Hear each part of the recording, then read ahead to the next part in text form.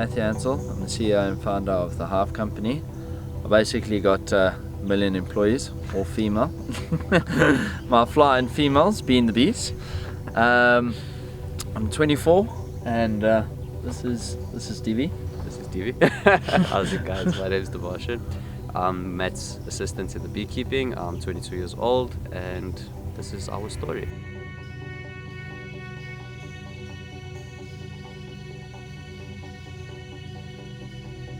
Basically what the Hive Company is we're a company that not only does beekeeping, but we want to educate people on how harmless these creatures actually are, and also how they can do their part to actually help them, because as you know they are diminishing, and that's due to like deforestation, pesticide use, vandalism.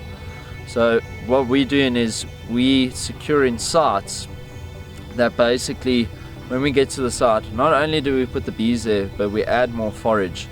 So we put them back instead of taking away. And same when we take in the honey, we're not taking all of it. We also give some back to the bees so they can also, you know, carry on into the future and so forth and so forth. So it's not just beekeeping that we're doing, we're also doing sustainability and permaculture, you know, giving back to the earth instead of taking it away, working with nature instead of against it.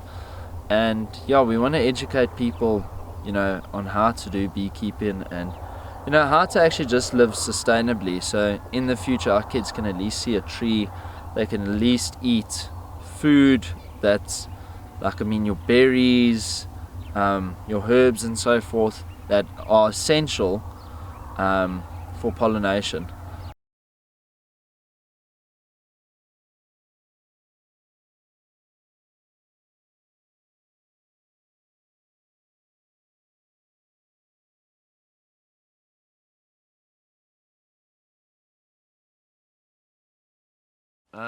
You got to do it before it's sunrise, because then they wake up. So you can see there they're starting to wake up because now they realize that the sun's coming out.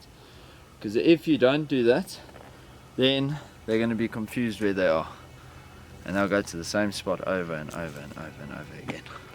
Awesome stuff. And you got to smoke them to calm them down. And be gentle.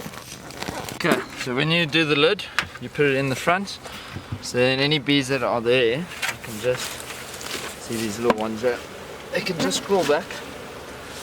Okay, and then you want to gently smoke over the honey, because you don't want the smoke to be in the honey. Just want them to go down, and then right, just chop and change. So inside here there's propolis on these corners, this stuff here, which is basically bee glue, and that's what they use to it's like the immune system, and they also use it as like cement to basically seal up any cracks.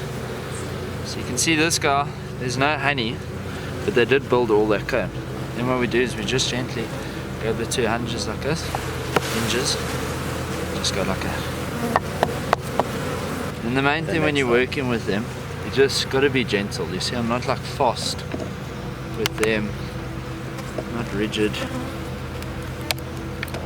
you go. That's all propolis. It's all propolis, yeah. And this should be one with some honey? Yeah, it should be. Ah, there you go. There's a bit, okay. Yeah. So there, this is a bit much older honey, and this is the newer one they did. Yeah. And there's the other side there. So these are caps that haven't been filled yet. So when they fill it, then they have that wax seal on it. So as you can see, this is a bit older, or it's crystallized, so it's a darker color. And this is how strong the propolis is. That it literally, you check here, it's taken this thing apart because they propolized the bottom. So the nail came out.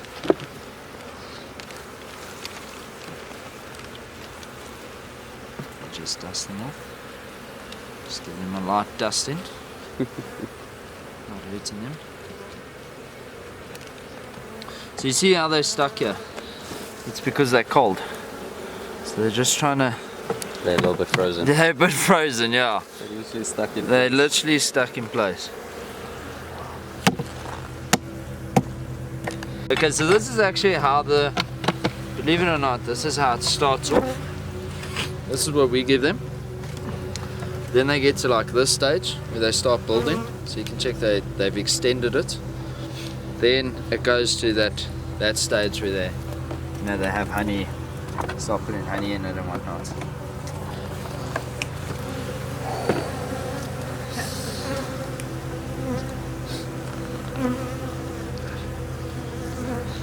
Okay. And if you look here, you'll see this bee here. You see like they go in there. You see? So it's a panic response.